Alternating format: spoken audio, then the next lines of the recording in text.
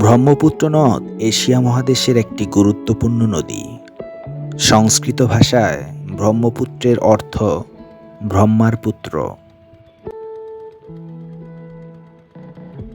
ব্রহ্মপুত্রের পূর্ব নাম ছিল লৌহিত্য। ব্রহ্মপুত্রের উৎপত্তি হিমালয় পর্বতমালার কৈলাসশৃঙ্গের নিকট জিমা ইয়াংজং হিমবাহ থেকে, যা তিব্বতের পশ্চিমাঞ্চলে অবস্থিত। আমরা আছি ময়মনসিংহের ঐতিহ্যবাহী ব্রহ্মপুত্র নদের পাড়ে শিল্পাচার্য জয়নুল আবেদীন উদ্যানে।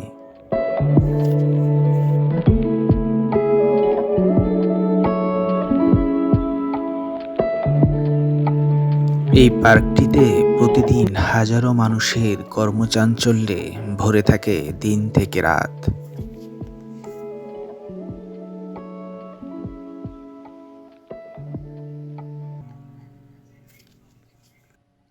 জয়নুল আবেদীন পার্কে আছে দৃষ্টিনন্দন ফোয়ারা, দোলনা, ট্রেন, ম্যাজিক নৌকা, বৈশাখী মঞ্চ, ঘোড়ার গাড়ি, চরকি, জেলা প্রশাসকের বাড়ি এবং বেশ কিছু খাবারের দোকান।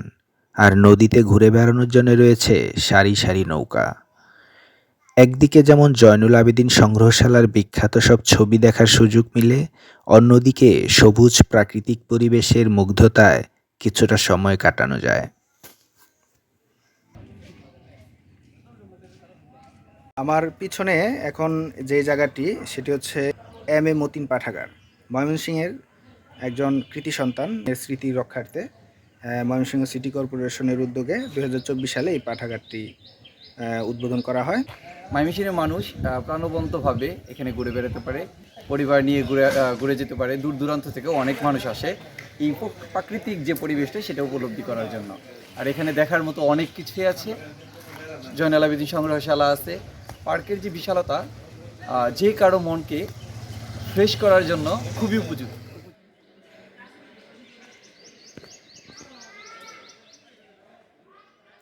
ময়মনসিংহ শহরের উত্তর পাশ দিয়ে প্রবহমান পুরাতন ব্রহ্মপুত্র নদের তীরে একটি দোতলা দালান আশ্রয় করে 1975 খ্রিস্টাব্দে এই সংগ্রহশালাটি প্রতিষ্ঠিত হয়। আমি এই মুহূর্তে অবস্থান করছি ময়মনসিংহ শহরের জয়নুল আবেদীন পার্কের ঠিক সামনে। আমার পিছনে এই জায়গাটি হচ্ছে জয়নুল আবেদীন সংগ্রহশালা। তো জয়নুল আবেদীন সংগ্রহশালা হচ্ছে আমার ঠিক পেছনে, আর এই পাশে হচ্ছে জয়নুল উদ্যান। ময়মনসিংহ ব্রহ্মপুত্র নদের ঠিক পারে গড়ে উঠেছে দুটি স্থাপনা, একটি হচ্ছে জয়নুল উদ্যান আর একটি হচ্ছে জয়নুল সংগ্রহশালা। ময়মনসিংহের মানুষের ঘুরে বেড়ানোর অন্যতম সুন্দর জায়গা হিসেবে এটি পরিচিত।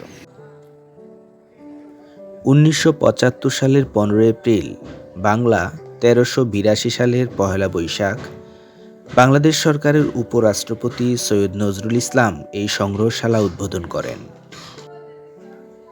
এই সংগ্রহশালায় প্রথমে 70টি চিত্রকর্ম স্থান পেয়েছিল, যার বেশিরভাগই ছিল তৈলচিত্র।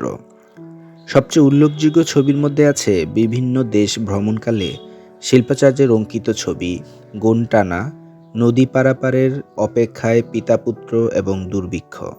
এখানে 17টি অতি আকর্ষণীয় ছবি 1982 সালে চুরি হয়ে যায়। এর মধ্যে 10টি ছবি 1994 সালে আবার উদ্ধার করা হয়।